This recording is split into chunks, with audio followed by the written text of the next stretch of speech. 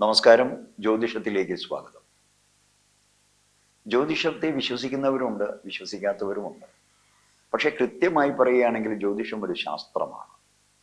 ആ ശാസ്ത്രത്തെ അതിൻ്റെ ശാസ്ത്രീയമായ അടിസ്ഥാനത്തിൽ തന്നെ പഠിക്കുകയും അതിൻ്റെതായ രീതിയിൽ കാലഗണന അനുസരിച്ച് ക്രമങ്ങളനുസരിച്ച് അതിനെ വിശകലനം ചെയ്ത് അപഗ്രഥിച്ചെടുത്ത് പ്രയോഗിക്കുകയും കൂടി ചെയ്യുകയാണെങ്കിൽ ഉത്തമനായ ഒരു പണ്ഡിതന് ഈ ജ്യോതിഷം കൈകാര്യം ചെയ്യുവാൻ വളരെയധികം എന്താ പറയുക പ്രയാസകരമല്ല.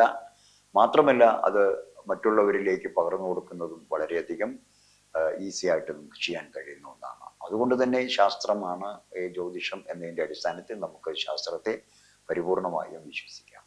ഈ വർഷം പ്രവചിക്കുക അല്ലെങ്കിൽ വർഷഫലം പറയുക എന്ന് പറഞ്ഞാൽ അതിൻ്റെ അർത്ഥം രാശിചക്രത്തിൽ പ്രധാനപ്പെട്ട ഗ്രഹങ്ങളുടെ സഞ്ചരണ കാലത്തെ അല്ലെങ്കിൽ സഞ്ചാരത്തെ അടിസ്ഥാനമാക്കിയാണ് നമുക്കങ്ങനെ പറയുവാൻ സാധിക്കുക. ജ്യോതിഷത്തിൽ 9 നക്ഷത്രങ്ങൾ വീതം 3 ഗ്രൂപ്പുകളിലായിട്ട് വിഭാഗത്തിൽ ഉൾപ്പെടുത്തി. അതായത് അശ്വരി, ഭരണി, കാർത്തിക, രോഹിണി, മകീരം, തിരുവാതിര, പുണർതം, പൂയ, ആയില്യം, മകം, പൂരം, ഉത്തരം, അത്തം, ചിത്തിര, ചോതി, വിശാഖം, അനിഴം, തൃക്കേട്ട, മൂലം, പൂരാടം, ഉത്തരാടം, തിരുവോണം, ഔട്ടം, ചതയം, പോരൂരുട്ട, ഉത്തിരട്ടാതി, രേവതി.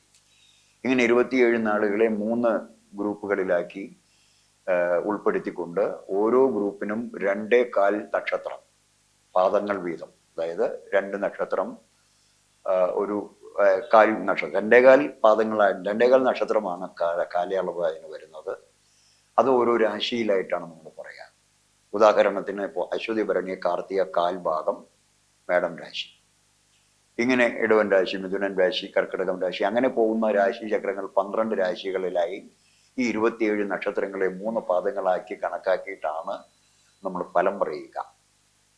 അങ്ങനെ നോക്കുമ്പോൾ 2026 ഈ വർഷം നമുക്ക് ഓരോ രാശിക്കാർക്കും എപ്രകാരമാണ് ബാധിക്കുന്നത് എന്നതിനേക്കാണ് ചെറിയൊരു വിവരണം. ഇത് കൃത്യമായ പരിപൂർണമായ ജ്യോതിഷ വിവരണമായിട്ട് അല്ല എടുക്കേണ്ടത്. എങ്കിലും പൊതുവെ നമുക്ക് ഈ ഒരു വരാനിരിക്കുന്ന വർഷം എങ്ങനെയൊക്കെ ആയിരിക്കും എന്നതിൻ്റെ അടിസ്ഥാനത്തിൽ ഒന്ന് ചിന്തിക്കുക എന്ന് മാത്രമേ ഉള്ളൂ.